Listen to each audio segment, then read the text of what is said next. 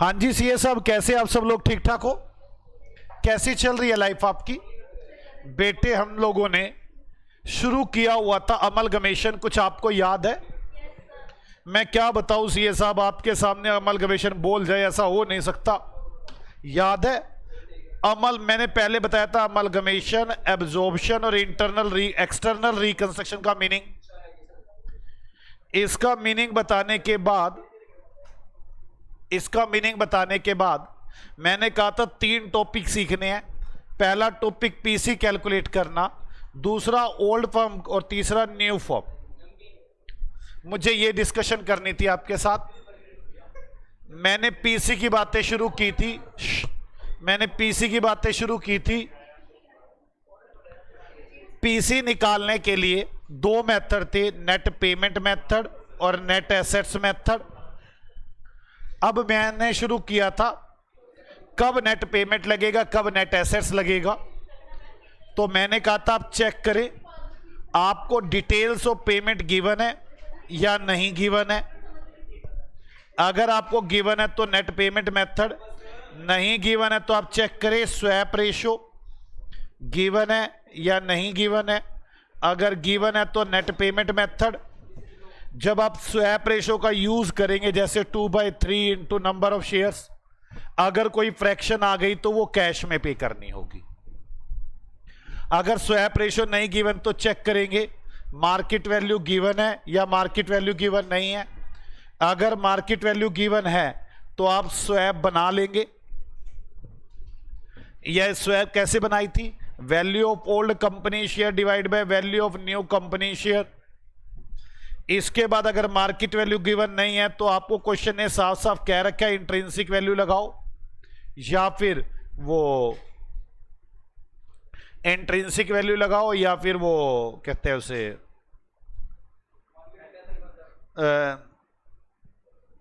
Net payment method लगाओ। तो मुझे इंट्रिंसिक वैल्यू कैलकुलेट करनी होगी। इंट्रिंसिक वैल्यू कैलकुलेट करते टाइम प्रेफरेंस शेयर कैपिटल भी माइनस हो जाएगी, और फिर intrinsic value of old company divide bye intrinsic value of new company. इस तरह स्वैप बना लेंगे। अदरवाइज नेट एसेट्स मेथड लगाएंगे। अगर कभी लिखा हो सफिशिएंट कैश भी देना है तो आपको सफिशिएंट कैश भी निकालना पड़ेगा। स्वैप रेशियो के अंदर number of shares of old company into market value of old company मतलब multiply by number of shares of new company into market value of share of new company divide by number of shares of old company. ये सब swap में देखना था। अगर cash negative आ जाए तो ignore कर देंगे। यहां तक की बातें हो गई थी बस, और तो कोई बात ही नहीं हुई थी। आज मैं आपको पहले यह सिखाऊंगा close the books of accounts. बड़ा आसान सा मुद्दा है, कुछ भी नहीं है इस मुद्दे में। किसी भी फर्म के खाते क्लोज कैसे करते हैं? Close the books. आप पहले मेरी एक छोटी सी बात को समझने की कोशिश करेंगे। मुझे पहले तो ये ज्यादा समझाना पड़ता नहीं था क्योंकि डिसोल्यूशन चैप्टर में आ जाता है। अब आप फाउंडेशन में करके नहीं आए, मेरे को लगता है डिसोल्यूशन, तो आप मेरी बात को समझेंगे। मान लो मैंने एक कार खरीदी, सोच के देखो एक बिजनेस में क्या क्या होता है। मैंने कार खरीदी, क्या एंट्री बनती होगी? Car account debit to bank. Depreciation लगा, depreciation account debit to car. मान एक कार का अकाउंट है। मान लो मैंने कार खरीद ली 1000 रुपए की, डेप्रीसिएशन लग गया 100 रुपए, बैलेंस बच गया 900 रुपए। सेकेंड ईयर आ गया। सेकेंड ईयर में मैंने फिर कार का अकाउंट बनाया, BD balance 900, depreciation 100, CD balance 800। मैंने फिर कार खरीद ली, कार वही है मेरी, BD balance 800, depreciation 100, CD balance 700। बताओ इस साल की बैलेंस शीट में कार कितने की आएगी? 900 की। इस वाली बैलेंस शीट में कार कितने की आएगी? 800। इस वाली बैलेंस शीट में कार कितने की आएगी? 700। मैंने इस साल पूरा बिजनेस बंद कर दिया। अब बैलेंस शीट में कार कितने की आएगी? मैंने पूरा बिजनेस बंद कर दिया, बैलेंस शीट में कार कितनी आनी चाहिए? 0। खत्म। हाँ या ना? जैसे ही बिजनेस बंद करते हैं हम कार का अकाउंट बनाएंगे कार में बीडी लिखेंगे 700 और ये सारा का सारा रियलाइजेशन में चला जाएगा। इस तरह कार का अकाउंट खत्म हो जाएगा और यहां कौन सा बैलेंस रह जाएगा? CD 0। और रियलाइजेशन अकाउंट बनेगा जिसमें कार आ जाएगी 700। मेरी बात समझ आई? कार का अकाउंट 0 हुआ और कौन सा अकाउंट बन गया? रियलाइजेशन का। और हम लोग इसे बेच देंगे। फिर मान लो कार बिक गई 600 रुपए की, तो बाय बैंक 600 रुपए, 100 रुपए घाटा हुआ जो मालिक अपने कैपिटल से देगा। नहीं समझ में आया? मान लो कार बिक जाए 800 रुपए की, तो 100 रुपए का प्रॉफिट हो गया जो मालिक की कैपिटल में जाएगा। क्या आपको मेरी बात समझ में आती है? बोलो। आप ना मेरे साथ साथ एक एग्जाम्पल लिखो यार, मैं आपको धीरे धीरे सारी बातें समझाता हूं, कैसे चलेंगे हम लोग, कैसे करेंगे हम लोग। आ जाओ मेरे साथ साथ। एक एग्जाम्पल लिखो। मैं इस एग्जाम्पल के जरिए कोशिश करूंगा पूरा किताबें बंद कैसे होती है, वो खाली इसी फर्म की नहीं, किसी की भी किताबें बंद कैसे होती हैं वो सिखाने वाला हूं। एक सेकंड दे दो बस मुझे, पता नहीं क्या हो रहा है। लिखो एक बार, एग्जाम्पल नंबर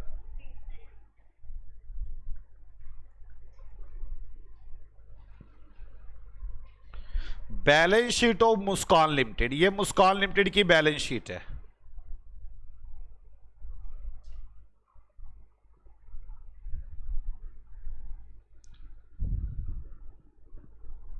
गुडविल 1,00,000 रुपए, मशीन 1.5 लाख रुपए, चलो लैंड 50,000 रुपए, बिल्डिंग 1,00,000 रुपए, car 70,000, stock 30,000, debtors 50,000, BR 20,000, cash and bank 40,000, P&L 90,000। ये एक बैलेंस शीट है। Equity share capital 2 lakh, preference share capital, ये तो मालिक है ना दोनों, 1 lakh, reserve and surplus 40,000, 10% debenture 50,000, bank loan 40,000, creditor 10,000, creditor के बाद provision for tax, provision for tax 70,000, आगे provision for depreciation 90,000, provision for doubtful dates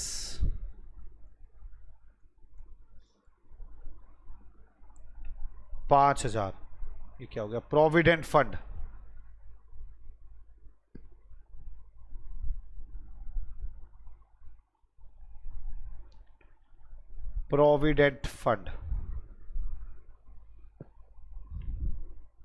90,000, workman compensation fund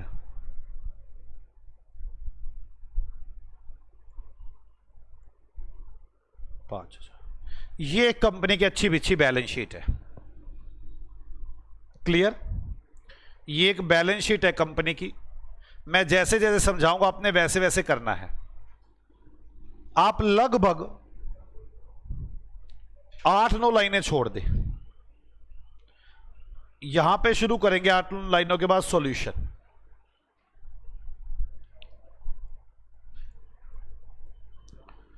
अब जो मैं सॉल्यूशन समझाऊंगा ना, आप मेरी बात को समझे। कोई भी फर्म हो, कोई पार्टनरशिप हो, कंपनी हो, इंडिविजुअल हो, कोई भी हो, इस तरह से उसकी बैलेंस शीट होती है। भाई पार्टनरशिप होगा तो equity share capital, preference share capital ना होकर कैपिटल अकाउंट होंगे। ये फर्म है, अचानक इसने डिसाइड किया मुझे बंद होना है, तो कैसे बंद करेंगे? जैसे डिसाइड होता है ना कि बंद होना है, अकाउंटेंट क्या करता है? अपनी सारी किताबें बंद कर देता है। अकाउंटेंट को आके कहा जी हमने फर्म बंद करनी है, अकाउंटेंट को ये सब बातें बता दी, बैलेंस शीट है, उसको इस बैलेंस शीट की समाप्ति करनी होती है। अभी बिका कुछ नहीं है, वो आती पहले समाप्ति की तरफ लगता है। कैसे लगता है? जैसे गुडविल है, आप सोच के देखो, आप लिखना मत, मैं लिखूंगा। गुडविल है, आप मुझे बताओ गुडविल का अकाउंट होगा? गुडविल के अकाउंट का बीडी बैलेंस क्या होगा? लिखना नहीं आपने। 1 लाख। वो कहते हैं जो भी बिकने लायक एसेट्स है, बिकने लायक है, सारी को बेचने के लिए दांव पे लगा दो, सभी की बोली लगा दो। तो पहले बोली लगती नहीं, रखता है वो सारा सामान साइड में। गुडविल बिकने लायक है, वो यहां डालेगा बाय रियलाइजेशन 1 लाख, और गुडविल का अकाउंट खत्म कर देगा। नहीं समझ में आई बात मेरी? और एक अकाउंट बना लेगा रियलाइजेशन। कौन सा अकाउंट बना लेगा? रियलाइजेशन। और यहां लिखेगा टू गुडविल। इसमें कौन सी एसेट्स लायबिलिटी लिखेगा? जो एसेट्स की बिक सकती है, बिककर घाटा फायदा होगा वो अलग बात है, बिक सकती है। यहां लिखेगा टू गुडविल 1 लाख। गुडविल का अकाउंट खत्म हुआ। क्या बैलेंस शीट में गुडविल रहेगी? अब नहीं, अब बैलेंस शीट से गुडविल खत्म। आगे देखो, मशीन है 1.5 लाख। मशीन का अकाउंट होगा या नहीं होगा?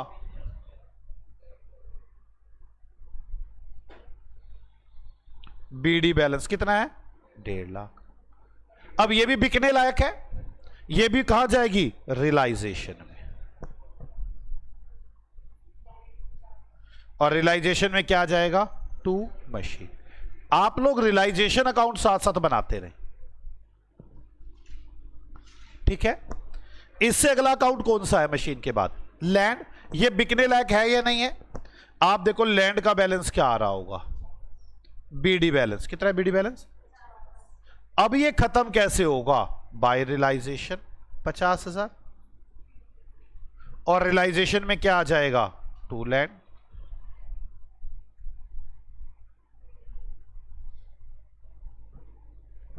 क्लियर है? लैंड खत्म। इस तरह से चलते चले जाए।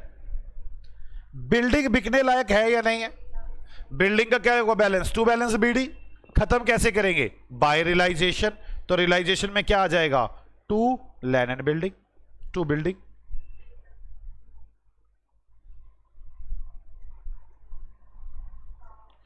एक लाख। अब कार बिकने लायक है, टू बैलेंस बीडी आ रहा होगा, बाय रियलाइजेशन डाल दूंगा तो कार खत्म।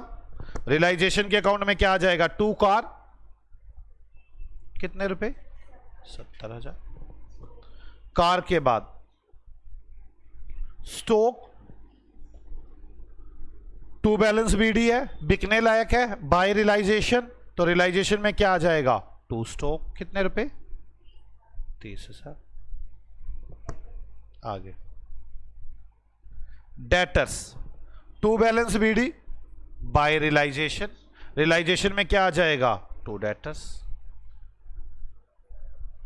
कितने रुपए? अब आगे B R, to balance B D, by realisation. Realisation में टू बी आर।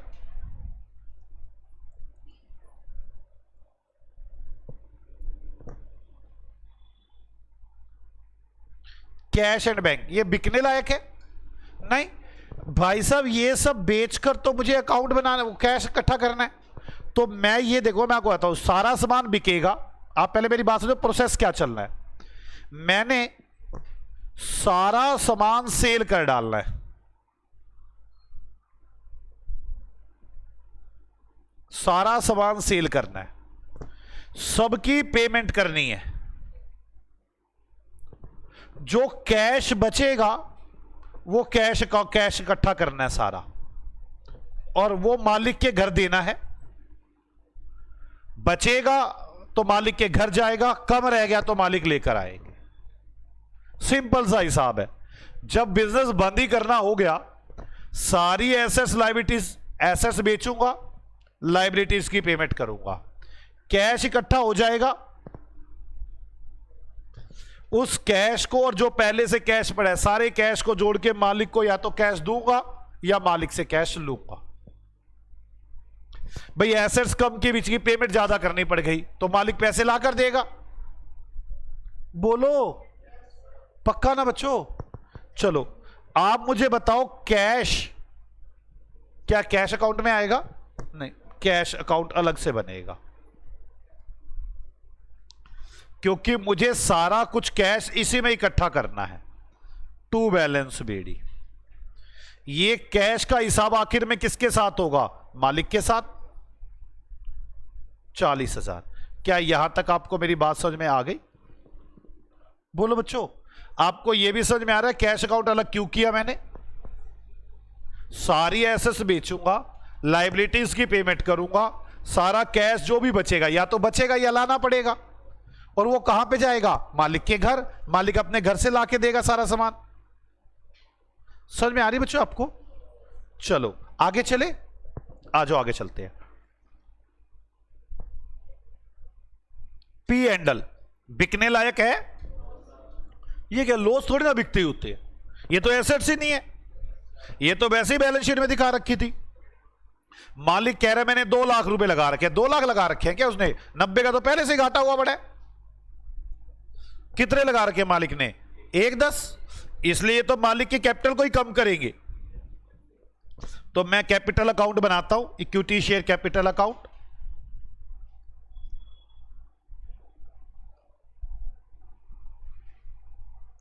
जिसमें लिखा जाएगा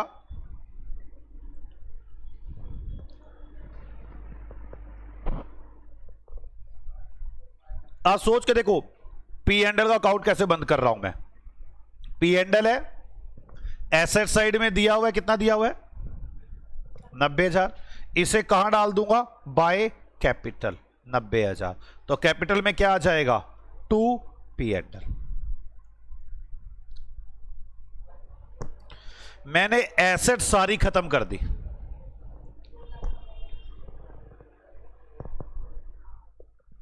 जो बिकने लायक एसेट थी वो रियलाइजेशन में बिकेगी कितने की, वो एक अलग मुद्दा है, ना बिके वो अलग मुद्दा है। जो कैश था वो अलग से रख लिया, और जो पी एंडल था वो वहां चला गया कैपिटल अकाउंट में। क्या आपको मेरी बात समझ में आ गई? अच्छा एक बात बताओ, चलो कैश अलग तो रख लिया, कोई दिक्कत तो नहीं। अच्छा अगर मैं किसी को उक्का मुक्का कंपनी बेच दूं और मैं कैश भी बेच दूं, मैं कहूंगा ये पकड़ कैश भी तेरा हुआ, मुझे तो इतने पैसे दे जा, तब कैश कहां आएगा? रियलाइजेशन में। तब तो कैश भी बिक रहा है। मेरी बात समझ में आई? मैं आपको जो क्वेश्चन कराने वाला उसमें कैश बेचूंगा, मैं कैश अकाउंट खोलता ही नहीं, फिर कहां चला जाएगा कैश अकाउंट? रियलाइजेशन में।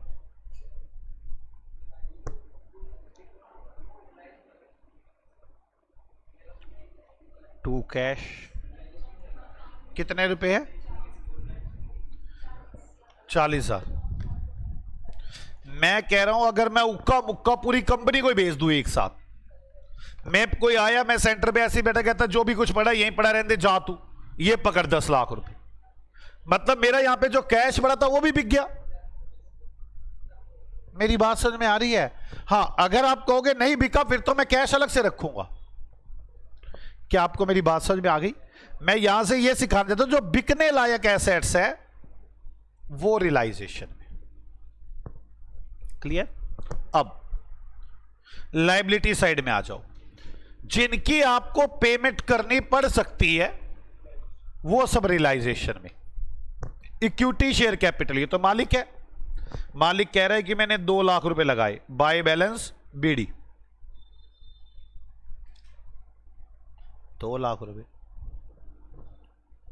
इक्विटी शेयर होल्डर अकाउंट लिख दो ना, bye equity share capital.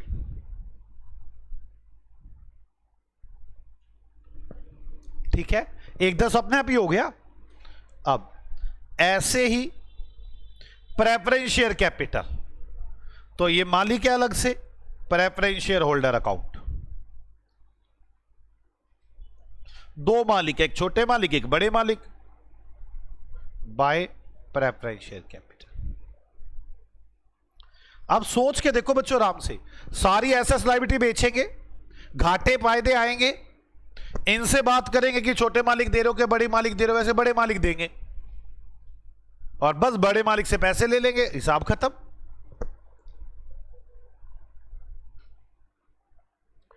Reserve and surplus, ये किसके होते हैं रिजर्व एंड सरप्लस? मालिक के।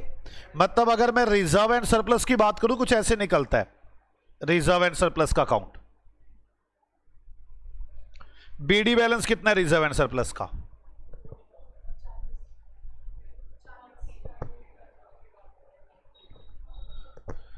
ये टू इक्विटी शेयर कैपिटल में चला जाएगा 40,000, खत्म ये अकाउंट। बाय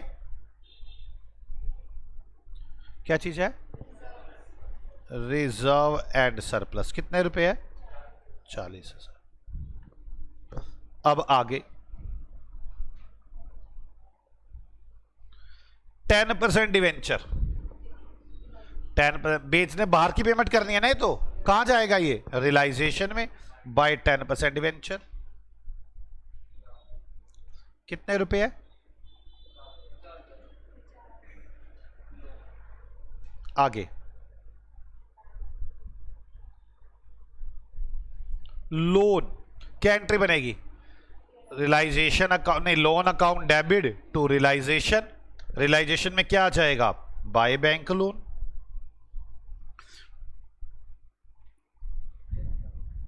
कितने रुपए? आगे क्रेडिटर 10,000 के, creditor account debit to realisation by creditor. कितने रुपए? इसके बाद provision for tax. Provision for tax liability होती है, गवर्नमेंट का टैक्स है, गवर्नमेंट को देना होता है हमें। प्रोविजन फॉर टैक्स, बस इसका नाम है प्रोविजन फॉर टैक्स, है ये लायबिलिटी ही। बात समझ में आ गई? चलो, बाय प्रोविजन फॉर टैक्स कितने रुपए है? 70,000। प्रोविजन फॉर टैक्स के बाद प्रोविजन फॉर डेप्रीसिएशन। अब ये बड़ी प्रॉब्लम है, बच्चों को समझ नहीं आता ये रियल लायबिलिटी है या नहीं है। वैसे ये रियल लायबिलिटी नहीं है, मेरी बात समझ में आ रही है? जैसे प्रोविजन फॉर टैक्स, ये तो रियल लायबिलिटी थी। Provision for depreciation real liability नहीं है, किसी को देने नहीं है पैसे। अगर किसी भी एसेट्स हो, जिसकी यहां पर एसेट्स खड़ी हो, उसका प्रोविजन हो, तो वो भी रियलाइजेशन में जाता है। जैसे ये डेप्रीसिएशन किस पे लगा होगा? मशीन पे। एसेट्स में मशीन है या नहीं है, तो ये प्रोविजन भी रियलाइजेशन में जाएगा। Provision for doubtful debts, check करो क्या यहां पे डेटर्स है? यस। आप मेरी एक बात समझो, मैं आपको कोशिश करता हूं लिखवाने की, एक बात और लिखवा देता हूं इसमें, शायद आपको ज्यादा क्लैरिटी बन जाए। एक काम करो आप मेरे साथ, यहां लिखो इन्वेस्टमेंट 0 रुपए की, है ही नहीं इन्वेस्टमेंट।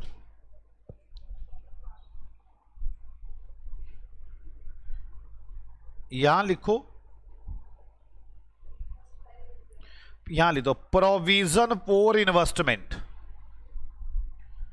5,000 और मेरा प्रोविडेंट फंड कर दो 85 का। समझ में आ जाएगी बात। अब प्रोविजन फॉर डेप्रिसिएशन कहां जाएगा? रियलाइजेशन में। क्यों? क्योंकि जिस पर डेप्रिसिएशन लगा होगा, मशीन, बिल्डिंग, कार, जिस पे भी लगा होगा, वो एसेट साइड में है। अगर कोई देखो प्रोविजन फॉर टैक्स है, वो तो है ही लायबिलिटी, उसके बारे में तो सोचना ही नहीं। इसके अलावा अगर कोई प्रोविजन है और उसकी एसेट्स है तो वो लायबिलिटी में वो रियलाइजेशन में जाएगा, एसेट्स के साथ जाएगा। मतलब प्रोविजन फॉर डेप्रिसिएशन कहां जाएगा? रियलाइजेशन में। जबकि ये रियल लायबिलिटी नहीं है, लेकिन ये कार या एसेट्स के अगेंस्ट है। कितने रुपए? 90।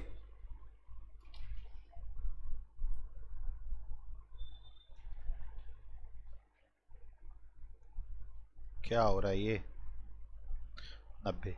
आगे प्रोविजन फॉर डाउटफुल डेट्स। बताओ डेटर्स है ना, तो वो भी इधर जाएगा by provision for doubtful dates. कितने रुपए है? 5,000। इसके आगे प्रोविजन फॉर इन्वेस्टमेंट 5,000। देखो इसकी एसेट्स है ना, इसकी एसेट्स नहीं है। अगर कोई प्रोविजन है और उसकी एसेट्स नहीं है, इसका मतलब वो मालिक का पैसा बन चुका है, वो रिजर्व बन चुका है।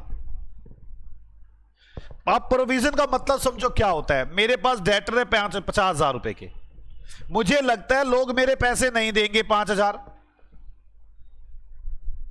बात समझ में आ गई? मुझे ऐसा फील हो रहा है इंटरनली, मुझे इंटरनली फील हो रहा है 45,000 ही रिकवर होंगे। अब अगर डेटर्स रहे ही ना,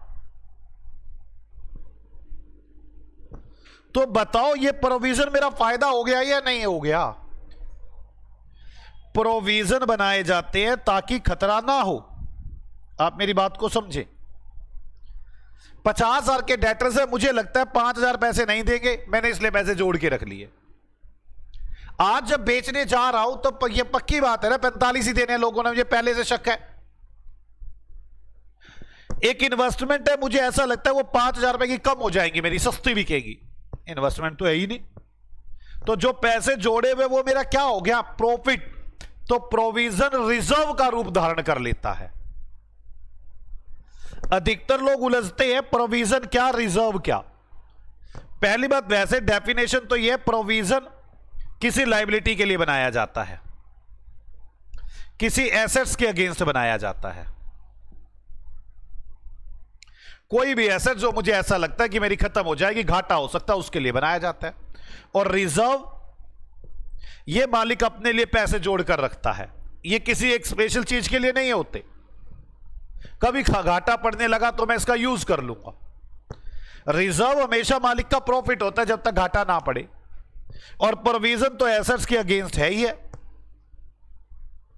अब लोग क्या करते हैं, रिजर्व और प्रोविजन वर्ड को मिक्स कर देते हैं। वो यहां लिखते हैं डेटर्स, यहां लिख देंगे रिजर्व फॉर डाउटफुल डेट्स। भाई ये रिजर्व नहीं है, ये प्रोविजन है।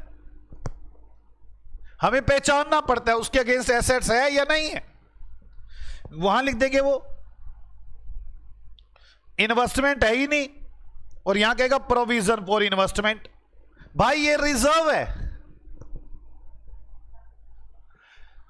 आगे उन्होंने क्या लिखा, उन्होंने रिजर्व लिखा या प्रोविजन लिखा, हमें फर्क नहीं पड़ता इस बात से, क्योंकि पुरानी प्रैक्टिस चलती हुई आ रही है। लोग कंफ्यूज रहते हैं, रिजर्व क्या प्रोविजन क्या। वो किसी के आगे रिजर्व लिख देते हैं, किसी के आगे प्रोविजन लिख देते हैं। तो आप मेरी बात समझे, प्रोविजन फॉर टैक्स का तो इसमें कोई लेन देन ही नहीं है। प्रोविजन फॉर टैक्स तो है ही प्योर लायबिलिटी।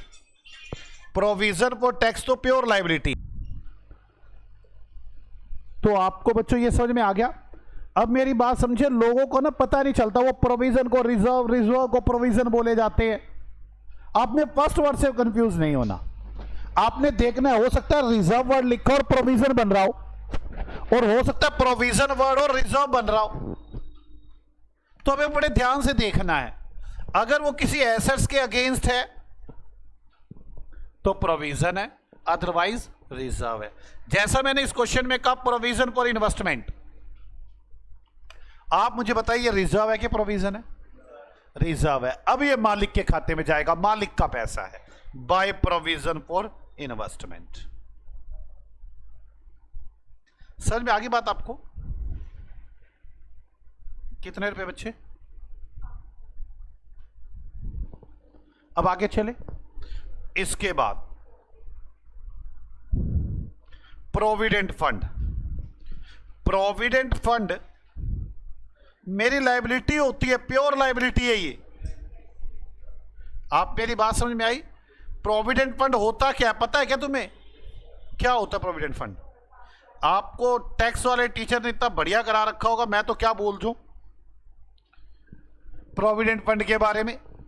होता ही है, आप मेरे इंप्लॉई हो, सारी जिंदगी मेरे पास नौकरी की, बाद में पता चले आप सारे पैसे खा रहे हो, रोज के रोज बचा कुछ रहे नहीं, बुढ़ापे में आपके पास पैसे है नहीं, आप गली गली धक्के खा रहे हो।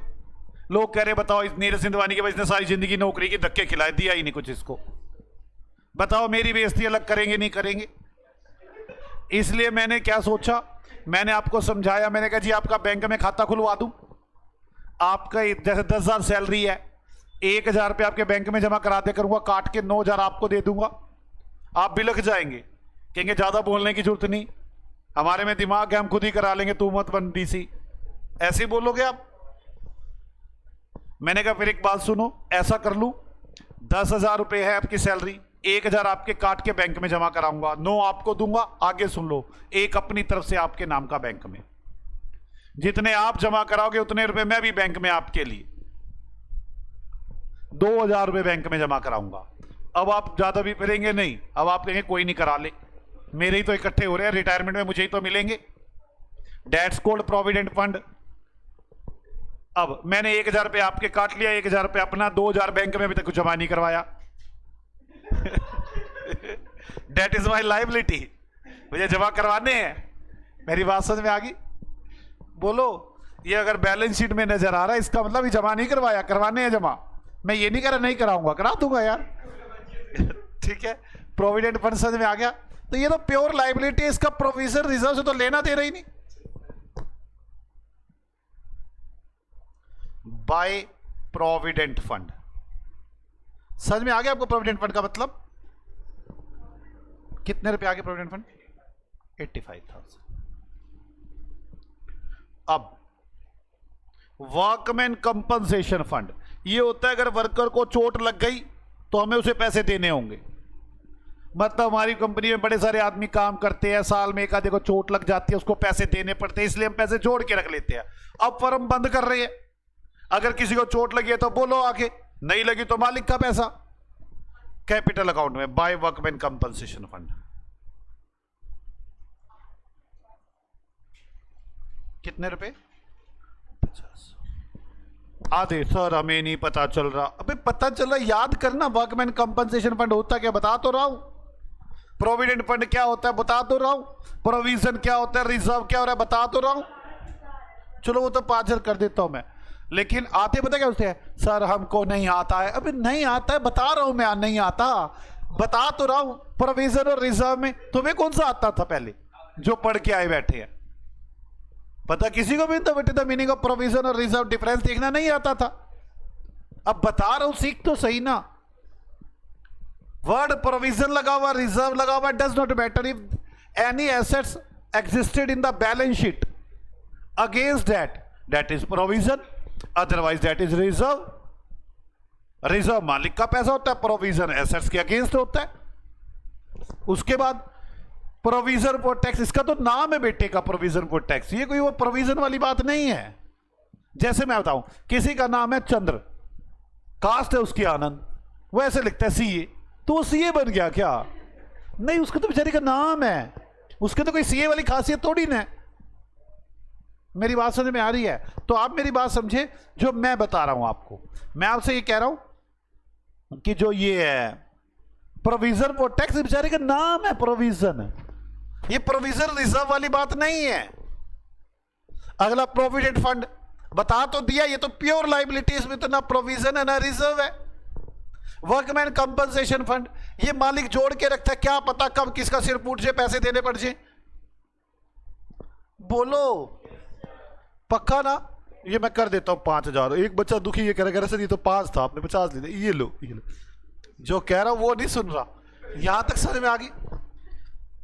कभी भी कोई भी बुक्स बंद करनी हो, कोई आपसे कह दे कि हमारी फर्म बंद होनी है, बैलेंस शीट उठाओ, बिकने वाली सारी एसेट्स रियलाइजेशन में, ना बिकने वाली मालिक के माथे में मारो को जी ये बिकेगी नहीं तेरा घाटा। बस सीधी सी बात है। मशीन, कार, लैंड, बिल्डिंग सब पड़े हैं, लिख दो एक बिल्डिंग मुझे लगता है 0 रुपए की बिकेगी, बिकनी ही नहीं, और सीधा घाटा मालिकों को। मालिक तेरे कितने पैसे लगे हुए? कहेगा 1 लाख, कहेगा 10 की तो ये लैंड पकड़ अपनी, खत्म है ये तो। जो बिकने वाली है वो रियलाइजेशन में, जो ना बिकने वाली है वो कैपिटल में। जैसे यहां पर P&L था, कहां जाएगा ये? वो कैपिटल में, ये कोई बिकना थोड़ी ना है। लायबिलिटी साइड में जो रियल लायबिलिटी आपको पे करनी है और जितने भी प्रोविजंस हैं भाई एसेट्स के अगेंस्ट, वो रियलाइजेशन में। मालिक के पैसे अलग रखो और जो रिजर्व्स है वो मालिक के है ही हैं। क्या समझ में आ गई आपको मेरी बात? आते ही इस तरह से बैलेंस शीट को क्लोज किया जाता है। इसे मैं बोलता हूं स्टेप नंबर 1 कि close the balance sheet. Balance sheet 0 कर दो। बैलेंस शीट 0 होते ही अब आपके पास ये बच गया। इसके बाद बैलेंस शीट 0 करने से सारी एसेट्स खत्म हो गई। रियल में तो पड़ी हुई है ना, आपकी बुक्स ही तो खत्म हुई है। मालिक बेचना शुरू करता है। मालिक हो सकता है सारी एसेट्स लायबिलिटी उक्की मुक्की बेच दे, हो सकता है एक एक करके बेचे। मेरे यहां पर जहां तक होगा 90, कुछ ऐसा भी होता है आधी उक्की मुक्की बेच दे। उक्की मुक्की समझते हो ना? आधी तो उक्की मुक्की नहीं समझते। मतलब मेरा कहने का मतलब है जैसे आपके पास कोई रेडी वाला आता है, आप ऐसा करते भी है मेरे हिसाब से, उसके पास थोड़ा सा सामान बचा होता है, थोड़ा सा घिया, थोड़ा सा टिंडा, आप उसे कहते हैं बता सारे के क्या लेगा। तोलते तालते नहीं है, किलो कालो का हिसाब नहीं करते। वो कह देता है जी 100 रुपए लूंगा, आप कह रहे 80 लेने हैं, 80 लेने तो डन दे सारा कुछ। अब उसमें गंदा सामान है, अच्छा सामान है, डजंट मैटर, तो आप 80 में उक्का मुक्का ले लेते हैं। बात समझ में आ गई? तो रेडी वाला कई बार ऐसे भी करता है, थोड़ा थोड़ा सामान पड़ा होता है, वो उक्का मुक्का करता है, एक सामान अलग रखा होता है, ये उक्का मुक्का नहीं है। ऐसा होता है ना? तो आप मेरी बात समझे, बिल्कुल वही बात है। कंपनी हो सकता है पूरी कंपनी का उक्का मुक्का निपटा दे, हो सकता है एक एक करके बेचे, हो सकता है आधे का उक्का मुक्का कर दे, आधा सामान खुद बेचे। ओके, तो मैं अभी आपको सिखा रहा हूं कंपनी, सारी कंपनी का उक्का मुक्का कर दिया। आपको यह भी समझ में आ गया कैश, अगर कैश भी बीच में बिक गया तो रियलाइजेशन में, अदरवाइज कैश अकाउंट अलग होगा। तो उक्का मुक्का करते लिखो, नीरज लिमिटेड टुक ओवर, ये उसमें लिखना है अब क्वेश्चन में। मुस्कान लिमिटेड, नीरज लिमिटेड ने मुस्कान लिमिटेड को ले लिया and paid to M limited equity share holder, और एम लिमिटेड के शेयर होल्डर को पे किया। क्या क्या पे किया? 3,000 equity share of N limited, market value 150 रुपए each.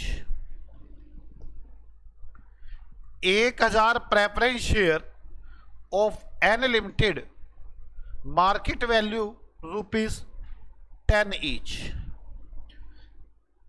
And cash ₹30,000।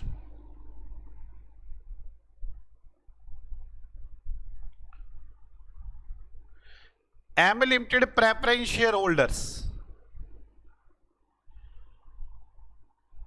Preference share holder को दिया 1,000 equity share at the rate of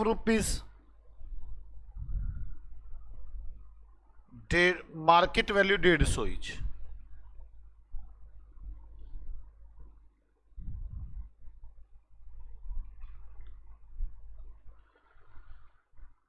expenses of dissolution, इसे डिसोल्यूशन बोलते हैं बंद करने को। Dissolution of M Limited business expenses of dissolution of M Limited rupees 1000 which is paid by N Limited. ये भी N Limited को भरने पड़े। अब हमने उक्का मुक्का बेच दिया या नहीं बेच दिया, हमें यह देखना पड़ेगा कितने रुपए का सारा उक्का मुक्का किया। यह है पीसी, तो मुझे निकालना होगा calculation of PC.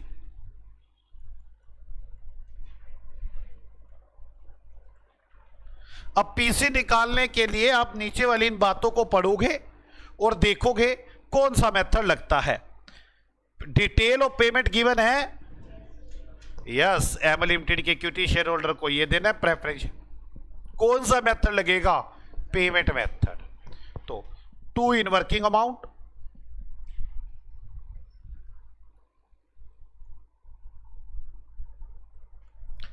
Equity share holder को इक्विटी शेयर दिए हैं, इक्विटी शेयर होल्डर को इक्विटी शेयर दिए हैं। कितने इक्विटी शेयर है, 3000 इक्विटी शेयर, 150 रुपए का एक, कितने हो गए, है?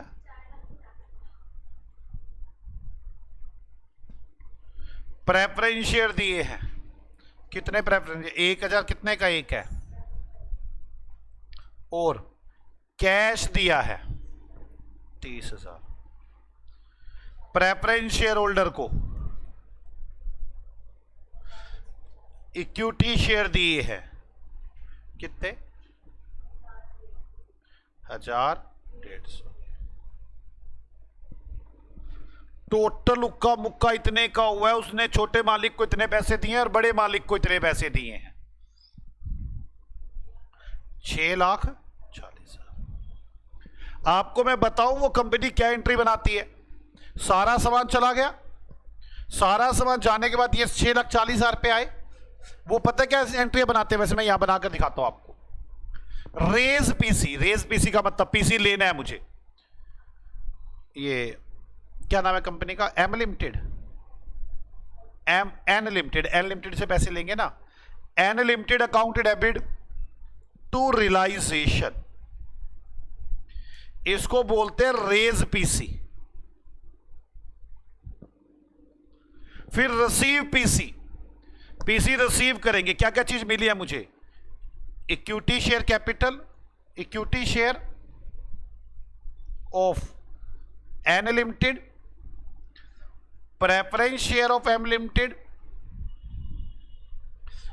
Cash account debit. ये एंट्री कौन बना रहा है, Muskan, to N limited account. 6,40,000 रुपए जो लेने थे, शेयर कितने के मिल गए हैं, 4.5 और 1.5, 6 लाख रुपए के, 6 लाख रुपए के इक्विटी शेयर मिले, 10,000 के प्रेफरेंस शेयर, 35,000 कैश। इसे बोलते रेज पीसी, इसको बोलते रिसीव पीसी।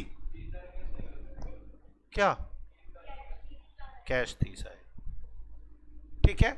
और फिर डिस्ट्रीब्यूट कर देते हैं। ये जो पैसे आते हैं, हमने किस किस को कितने कितने दिए हैं मुझे बताना। ये पैसा आ चुका ना हमारे पास, हमने इक्विटी शेयर होल्डर को क्या दिया है, equity share holder account debit. Equity share holder को हमने क्या क्या दिया है, equity share capital of N, कितने के दिए, 4.5 लाख के।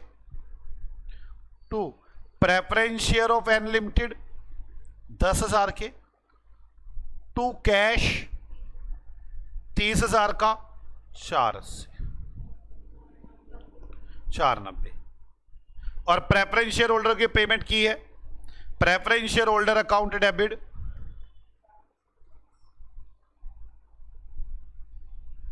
2,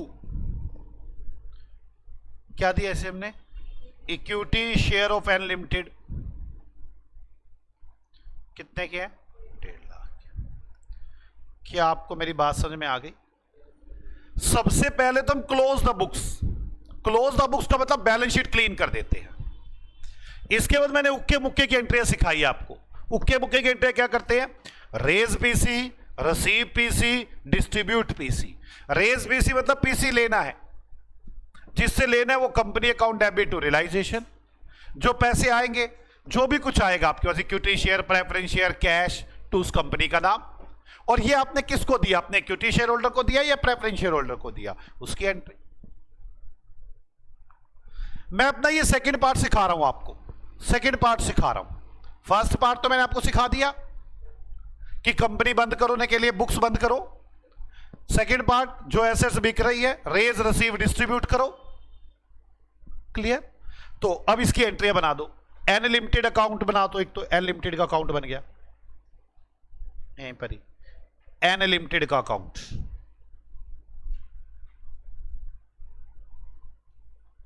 एन लिमिटेड के अकाउंट में क्या आ जाएगा? टू रियलाइजेशन, कितने रुपए? 640। और रियलाइजेशन के अकाउंट में बाय एन लिमिटेड 640। क्या आपको मेरी बात समझ में आ गई? रेज हो गया, अब रिसीव करो। रिसीव एन लिमिटेड के अकाउंट में by equity share of N limited 6 lakh, by preference share of N limited कितना है? By cash. मुझे एक बात तो, अलग अलग अब अकाउंट बनाओ, इक्विटी शेयर, प्रेफरेंस शेयर और कैश, या एक काम करो बस डिस्ट्रीब्यूट कर दूं सीधा। डिस्ट्रीब्यूट का मतलब ये हो जाएगा कि प्रेफरेंस शेयर कैपिटल के अकाउंट में चला जाएगा 1.5 लाख, बोलो, प्रेफरेंस शेयर होल्डर के अकाउंट में, to equity share of N limited 1.5 lakh. ठीक है ना? यहां पर to equity share of N limited 4.5 lakh, to preference share of N limited 10,000, to cash 30,000। Distribute हो गया। Raise, receive, distribute. क्या आपको मेरी बात समझ में आ रही है? PC raise, PC receive, PC distribute. ये मेरा सेकंड पार्ट खत्म हो गया। मुझे 4 पार्ट में बुक्स बंद करना होता है। पहला पार्ट क्या होता है कि बुक्स को क्लोज कर दो, बैलेंस शीट क्लीन कर दो बिल्कुल। और बैलेंस शीट क्लीन होगी कैसे? आपको बताया बैलेंस शीट कैसे क्लीन होगी, बात समझ में आ रही है? बैलेंस शीट क्लीन के बाद सारा सामान बेच दो। मैंने भी सारा सामान एक साथ ही बेच दिया, इसलिए क्या किया? रेज, रिसीव, डिस्ट्रीब्यूट, उसकी एंट्री बना दी। तीसरी बात होती है जब डिसोल्यूशन करते, जब कंपनियां बंद करते हैं, खर्चे होते हैं। अगर आपको वो खर्चे पे करने पड़ जाए तो हम एंट्री बनाते हैं realisation account debit to cash. आप देखें क्या खर्चे मुझे पे करने पड़े? नहीं, यहां पर खर्चे नीरज ने पे किए हैं। मैं कौन हूं? मुस्कान लिमिटेड जो बंद हो रही है, मैं उस कंपनी की बातें कर रहा हूं कि वो कंपनी क्या काम करेगी। आपको समझ में आ रही है मेरी बात? तो खर्चे तो मैंने किए ही नहीं। 3 बातें हो गई। पहली बात बुक्स को बंद करना, दूसरी बात एसेट्स लायबिलिटी को बेचकर रियलाइज करना, raise PC, receive PC, distribute PC, तीसरी बात खर्चे करना। अब चौथी बात, इसके बाद आपको बुक्स को क्लोज करना है। अब आपको देखना है सब कुछ हो चुका, मुझे घाटे हुए हैं या फायदे हुए हैं। जो घाटे फायदे हुए हैं वो मालिक को दे देने हैं, मालिक जाने। कंपनी के अंदर जो छोटे मालिक होते हैं सबसे पहले उन्हीं को बंद करो। छोटे मालिक को 1.5 लाख रुपए दिए, देने कितने थे? 1 लाख। 50,000 का घाटा हो गया कंपनी को बाय रियलाइजेशन। सबसे पहले छोटे मालिक का खाता बंद करें और रियलाइजेशन में क्या आ जाएगा? To preference share holder. कितने रुपए? अब इसके बाद आपने रियलाइजेशन में जो एसेट्स लिखी थी वो ये है, जो बिकी है वो ये है। अब रियलाइजेशन में घाटा फायदा आएगा जो बड़े मालिक को दे दिया जाएगा। देखो रियलाइजेशन अकाउंट में क्या घाटा आ रहा है, क्या फायदा आ रहा है। रियलाइजेशन अकाउंट को बंद करें, देखो घाटा आ रहा है, क्या फायदा आ रहा है। किस साइड रेफरेंस आ रहा है? Credit side. यहां पे बाय मूर्ख, debit side to equity share holder account 4 lakh.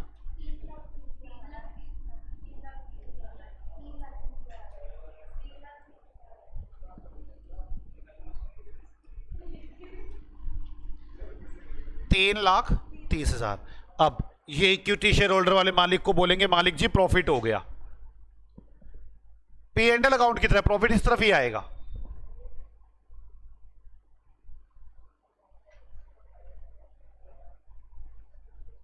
Bye realisation profit हो गया। कितने रुपए का प्रॉफिट हुआ? 3 लाख। और ये अकाउंट टैली हो जाएगा। क्या आपको बुक्स बंद करने थोड़ी थोड़ी आई? थोड़ी थोड़ी।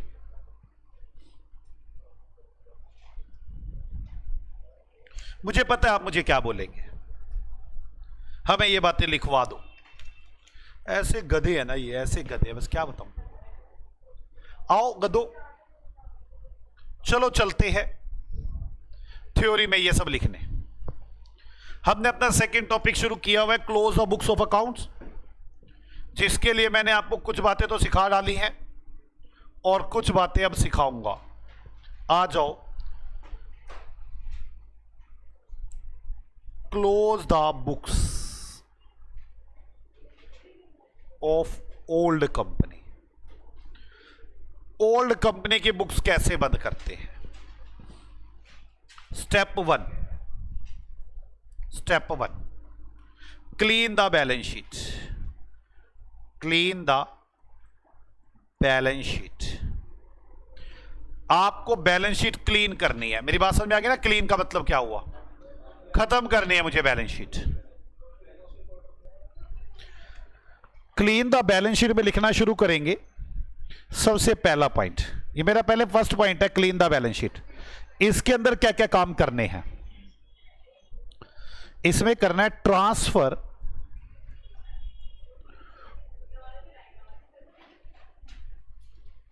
पहले एसेट्स की बात करूं ना। हाँ, पहले एसेट्स की बात करता हूं। ऐसे हमारा टॉपिक स्टार्ट हुआ पड़ा step 1 clean the balance sheet. Clean the balance sheet में क्या क्या काम करने हैं? पहले एसेट्स के बारे में बात करता हूं। Assets, transfer to realisation account. Assets को रियलाइजेशन अकाउंट में ट्रांसफर करें, क्या एंट्री बनेगी? Realisation account debit to assets.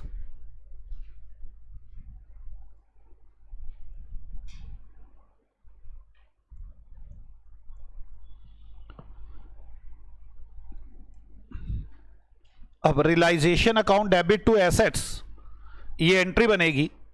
अब आराम से मेरी बात को समझिए आप। यहां पे कौन सी एसेट्स आएंगी जो बिकने लायक है? पक्का पता चल गया ना आपको? दूसरा, जो बिकने लायक नहीं है, जैसे P&L डेबिट बैलेंस, मतलब P&L का लॉस। Deferred revenue expenditure.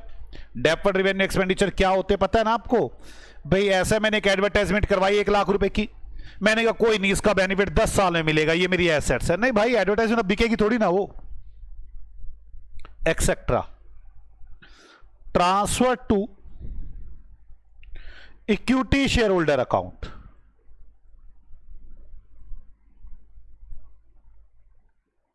तो क्या एंट्री बनेगी?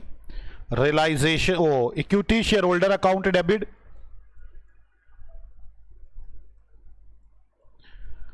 To assets. आगे, अगर कैश भी नई कंपनी ले जाएगी तो क्या करूंगा? रियलाइजेशन अकाउंट में। और अगर वो नई कंपनी नहीं लेके जाएगी तो क्या करूंगा? सेपरेट कैश अकाउंट बनाऊंगा। Third point, if cash taken by new company, then transfer cash into realization account, otherwise cash and bank account is open.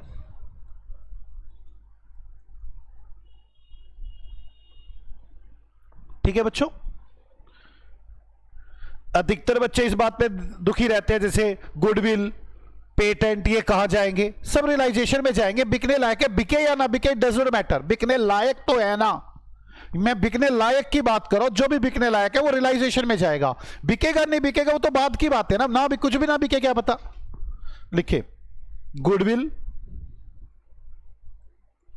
All intangible assets,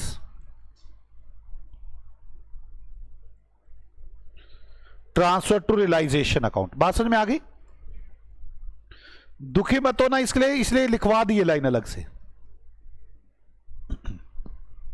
अच्छा, एक डेटर लिखा हुआ है, डेटर में से बैड डेट्स लेस किए हुए हैं और नेट लिखा हुआ है। आप मैंने मेरी बात समझो, मैं कहना क्या चाहता हूं। बैलेंस शीट में ऐसे लिखा हुआ है,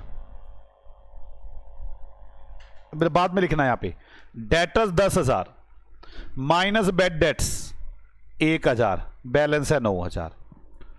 तो आप रियलाइजेशन अकाउंट में डेटर्स के 9,000 नहीं डालोगे, रियलाइजेशन में डेटर के 10,000 डालोगे और क्रेडिट साइड के अंदर बैड डेट्स का 1,000 डालोगे, तभी दोनों खाते खत्म होंगे।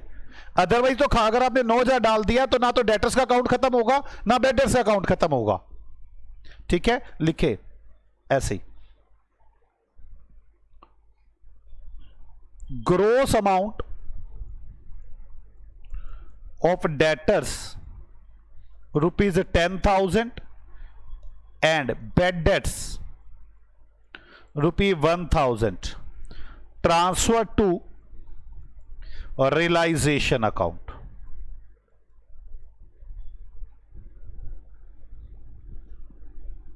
कोई डाउट है बच्चों? कोई दिक्कत है? अब हम बी पार्ट करते हैं। हम पहले क्लोज द बुक्स ऑफ ही कर रहे हैं। आपको मेरी बात समझ? स्टेप 1 नहीं चल रहा है ये, क्लीन द बैलेंस शीट। उसमें एसेट्स के बारे में मैंने सब लिखवा दिया, क्या क्या करोगे आप, बोलो यार। अब लायबिलिटीज के बारे में लिखवा रहा हूं।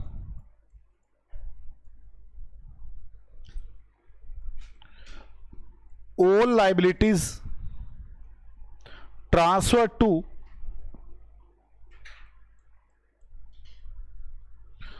Realisation account. सारी लायबिलिटी रियलाइजेशन अकाउंट में ट्रांसफर करेंगे। क्या एंट्री बनेगी? Liabilities account debit to realisation.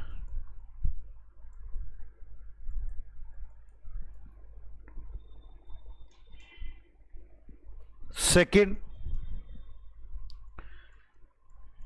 Equity share capital, reserve and surplus transfer to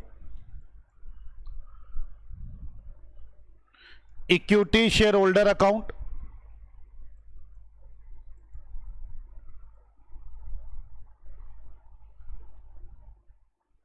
क्या एंट्री बनेगी?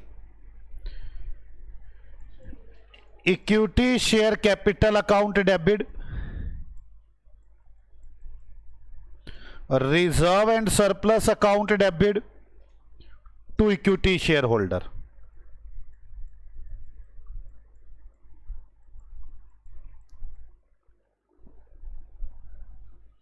Third, preference share capital transfer to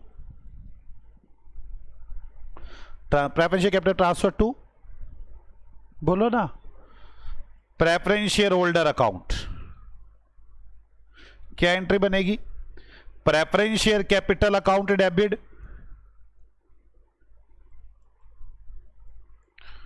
to preference share holder account. आगे fourth, आपको provision और reserve के बीच में डिफरेंस, अगर किसी भी प्रोविजन और रिजर्व के अगेंस्ट एसेट्स है तो वो प्रोविजन है।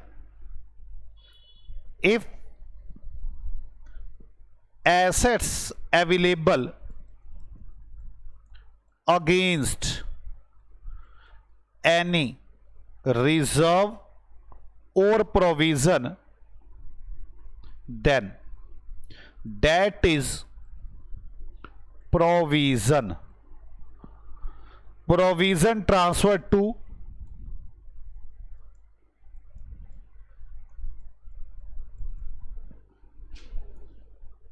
Realisation account. बात समझ में आ गया आपको? प्रोविजन फॉर डाउटफुल डेट्स, इधर डेटर बैठे हुए हैं रियलाइजेशन में। प्रोविजन फॉर डेप्रिसिएशन, इधर एसेट्स बैठी हुई है तो रियलाइजेशन में। प्रोविजन फॉर इन्वेस्टमेंट, इधर इन्वेस्टमेंट बैठी हुई है तो रियलाइजेशन में, इधर इन्वेस्टमेंट नहीं बैठी हुई है तो इक्विटी शेयर होल्डर में। लिखे if no assets, no specific assets, यहां पे स्पेसिफिक लिखना था, no specific assets against any reserve और provision, that is reserve and transfer to equity shareholder account।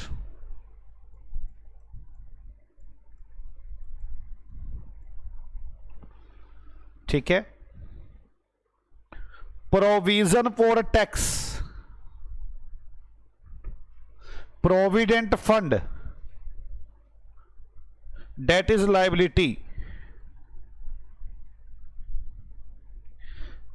and transfer to realization account।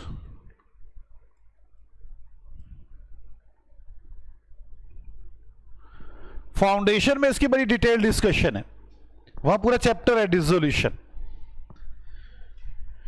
यहां तो मेरा एक टॉपिक है ना बीच में कि बुक्स बंद करनी है, वहां तो एक चैप्टर ये बुक्स बंद करनी है, पूरा चैप्टर इसी बात पे है। यहां तो चैप्टर मेरा ये है अमलगमेशन, एक बंद करनी है, एक ओपन करनी है, पीसी निकालना है, अलग चीज है। आगे वर्कमैन कंपनसेशन फंड,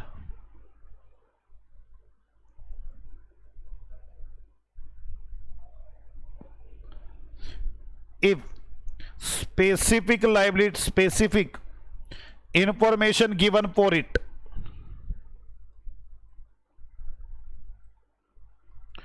भाई हमने वर्कमैन कंपनसेशन फंड का लिखा हुआ, आप स्पेशल कह रहे हो कि एक आदमी को चोट लग गई है, then transfer to realisation account,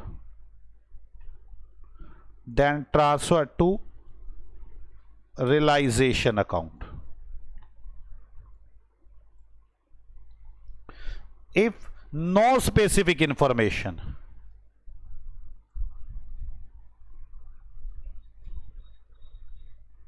given, then it transferred to equity shareholder account। भाई मैंने पैसे जोड़े कि किसी को चोट नहीं लगी, आज कंपनी बंद हो रही है, सारा मालिक का पैसा। क्या आपको ये रट जानी चाहिए बातें सारी? एसेट्स और लायबिलिटीज खत्म हो चुकी है, अब मैं अपना स्टेप 2 लगाऊंगा। स्टेप 2 क्या होगा? Raise PC, receive PC, distribute PC. Step 2, अब आप देखो पीसी गलत निकल रहा हो, क्लोज क्या करना है? क्वेश्चन तो गलत हो ही गया। लिखे step 2, raise PC, received PC, distribute PC. तो सबसे पहले रेज क्या एंट्री बनेगी? New company account debit to realisation account, PC. अब पीसी की अमाउंट वही निकाल रखी होगी आपने। रेज के बाद रिसीव्ड पीसी, चलो equity share of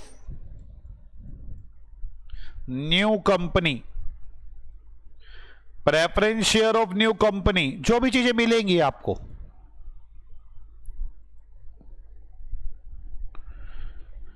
cash debenture of new company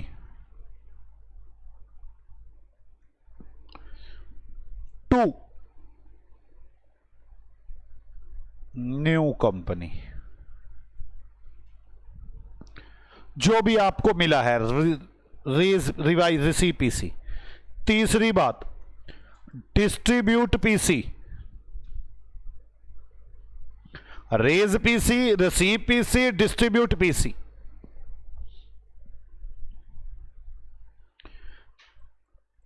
equity share holder account debit, preference share holder account debit, जिसको भी जो भी आप पे कर रहे हैं, to equity share of new company, to preference share of new company, to cash, to debenture of new company. Raise receive distributed. हां, अगर कुछ एसेट्स हम खुद ही बेच लें तो क्या होगा? एसेट्स बेचेंगे तो बैंक टू रियलाइजेशन,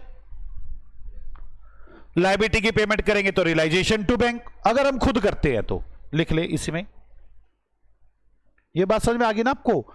ये तो हो गया सारा का सारा। आगे से लिखे, इफ सम एसेट्स और liability settled by old company, तो एंट्री बनेगी एसेट्स की, वो जितने की बेचेंगे, bank account debit to realization, liability realization account debit to bank,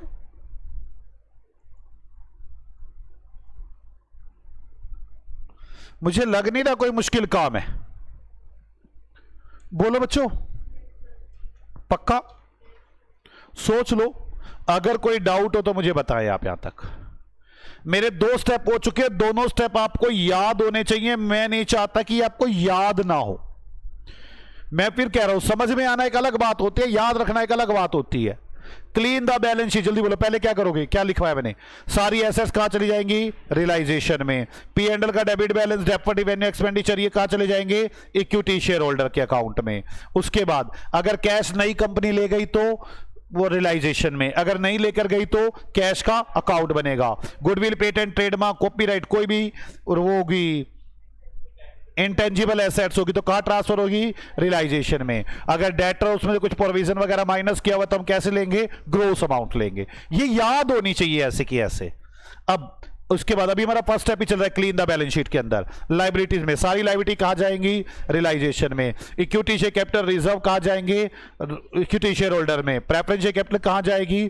preference share holder में। अगर कोई प्रोविजन है जिसके अगेंस्ट कोई स्पेसिफिक एसेट्स है तो कहां जाएगी? रियलाइजेशन में। और अगर कोई प्रोविजन या रिजर्व है जिसके अगेंस्ट स्पेसिफिक एसेट्स या लायबिलिटी नहीं है, वो कहां जाएगी? इक्विटी शेयर होल्डर में। प्रोविजन फॉर टैक्स और प्रोविडेंट फंड, ये तो लायबिलिटी है, रियलाइजेशन में। वर्कमैन कंपनसेशन फंड, अगर इसके लिए स्पेसिफिक कोई इंफॉर्मेशन नहीं है तो रियलाइजेशन में है। गलत लिखवा दिया, गलत लिखवा दिया, ठीक लिखवाया। अगर कोई इंफॉर्मेशन नहीं है तो इक्विटी शेयर होल्डर में, और अगर इंफॉर्मेशन है तो रियलाइजेशन में। इसके बाद हमने अगला स्टेप कर दिया, raise PC, receive PC, distribute PC. Raise PC, new company account debit to realization. Receive PC, जो जो चीजें आई है to realization, to new company. Distribute, equity share holder account debit, preference, जो जो चीजें आई थी। अगर कुछ एसेट्स लायबिलिटी हम खुद ही पे ऑफ कर देते हैं, एसेट्स बेच देते हैं और लायबिलिटी पे कर देते हैं। ये याद होनी चाहिए, बाकी कुछ नहीं। Step 3, step 3, realization expenses.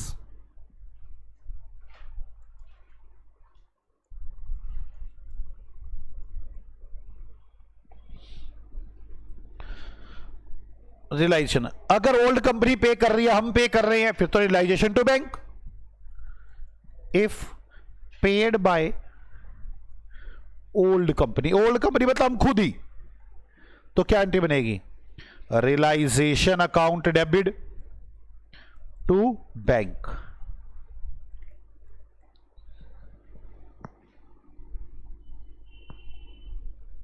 और अगर नई कंपनी पे करे तो हमें क्या मतलब, नई कंपनी ने पे किया, नई कंपनी एंट्री बनाएगी, नो एंट्री, ना ना ना ना ना ना, नो एंट्री। याद है? बात समझ में आ गई? अब आएगा स्टेप 4, क्लोज द बुक्स। अब जो पहले तो बैलेंस शीट ही क्लीन की थी, अब जो बुक्स ओपन हुई पड़ी है ये भी खत्म हो जाएंगी। सबसे पहले बंद करेंगे हम प्रेफरेंस शेयर होल्डर का अकाउंट। सबसे पहले हम बंद करेंगे प्रेफरेंस शेयर होल्डर का अकाउंट। प्रेफरेंस शेयर होल्डर या तो ये टैली हो जाएगा या ये टैली नहीं होगा। Difference transfer to realisation account.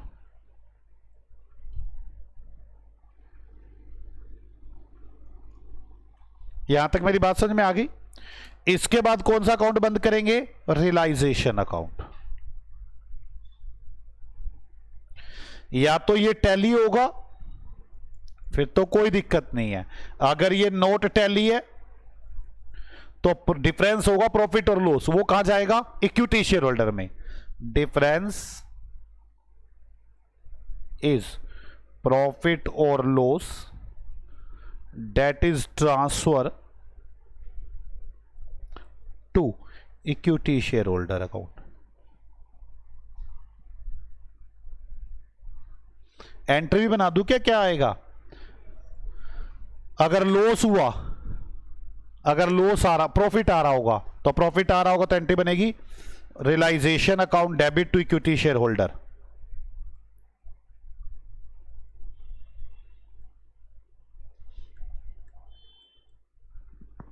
और अगर लॉस आ रहा हुआ तो एंट्री बनेगी equity share holder account debit. Equity share holder liability है ना हमारी, रियलाइजेशन। हम यहां पुरानी कंपनी है, बंद होने वाली कंपनी है सी। अब इक्विटी शेयर होल्डर के अकाउंट पर आएंगे और वो टैली होगा, equity share holder account.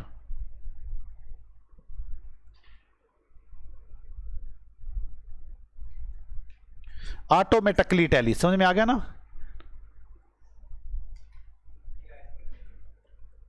Tally.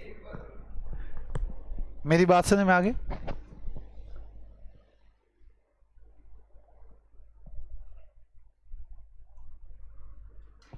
चलो, यहां तक कोई डाउट है आपको? अगर मेरी बातें समझ में आ गई हो, मैं फिर बात बता रहा हूं। मैं आपको एक बात बताऊं, अभी आपको कंफ्यूजन होगी। मैंने एक बार करवाना है नेचर ऑफ मर्जर, एक होता है नेचर ऑफ परचेज। मैंने स्टार्टिंग में हल्का सा डिस्कशन की थी इसकी। मर्जर का मतलब होता है दो कंपनियों का मिल जाना, उनकी शक्तियों का मिलना। और परचेज का मतलब होता है एक कंपनी दूसरी कंपनी को खरीद लेती है, कोई शक्ति नहीं बढ़ती।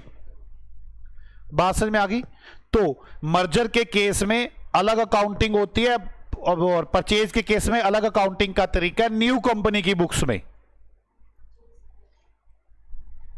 अगर वो मर्जर करेगी तो किसी और तरीके से एंट्री करेगी, परचेज करेगी तो किसी और तरीके से करेगी। लेकिन ओल्ड कंपनीज की बुक्स में सेम ही तरीका यही है, बस उसके लिए ना कोई नेचर ऑफ मर्जर है ना कोई नेचर ऑफ परचेज है। पुरानी किताबें खत्म करनी है, बात खत्म हुई। मेरी बात समझ में आ रही है?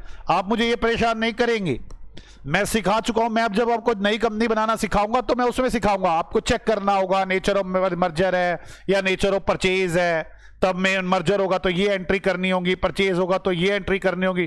तब मुझे बच्चे दुखी करेंगे, सर अगर मर्जर होगा तो पुरानी कंपनी किताबें कैसे बंद करेगी? वैसे ही मुर्ग जैसे अब की है।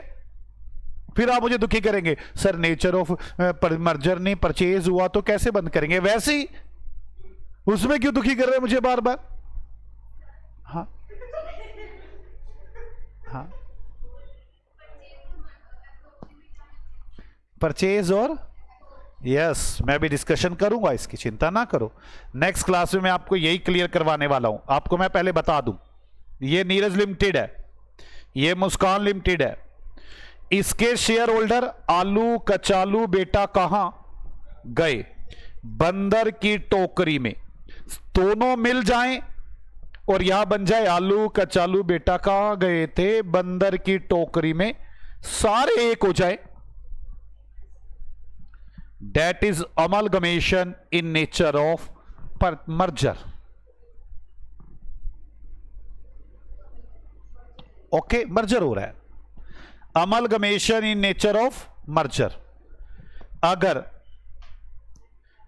यहां पे आए आलू कचालू बेटा कहां गए, वो बंदर की टोकरी में को लात मार के निकाल दें, पैसे दे दे उनको। Amalgamation nature of purchase. Amalgamation दो तरह का, nature of merger, nature of purchase. सब एक हो जाए या उनको लात ताकत ना बढ़ाएं। और बताता हूं, नीरज लिमिटेड मुस्कान लिमिटेड, नीरज लिमिटेड के शेयर होल्डर आलू कचालू बेटा कहां गए? यहां बंदर की टोकरी में। नीरज चलती जा रही है, नीरज को कोई दिक्कत नहीं है। इसके तो आलू कचालू बेटा कहां गए? बैठे हैं। मुस्कान बंद हो रही है, कह रही है नीरज मैं तुम्हारे साथ मिलूंगी। और हमने कहा कोई बात नहीं, बंदर की टोकरी में को ले आओ। ये एब्जॉर्प्शन नेचर ऑफ मर्जर। मैंने कहा बंदर की टोकरी बाहर चलो, परचेज, ये nature of purchase, absorption nature of purchase. बच्चे दुखी होते हैं नेचर ऑफ मर्जर और परचेज, वो एब्जॉर्प्शन को ही मर्जर समझना बैठ जाते हैं। एब्जॉर्प्शन नेचर ऑफ मर्जर भी हो सकता है, एब्जॉर्प्शन नेचर ऑफ परचेज भी हो सकता है। आप समझ में आ गई मेरी बात? बाकी इन दोनों ही केसेस में बेटा इनको आगे लेकर जाए या ना लेके जाए, नीरज की बुक्स तो वैसे ही बंद होंगी, मुस्कान की बुक एक ही तरीका है बंद होने का, चाहे ये आपस में मिले या अलग अलग हों। एब्जॉर्प्शन के केस में मुस्कान की बुक्स बंद होंगी, नीरज की तो होंगी नहीं।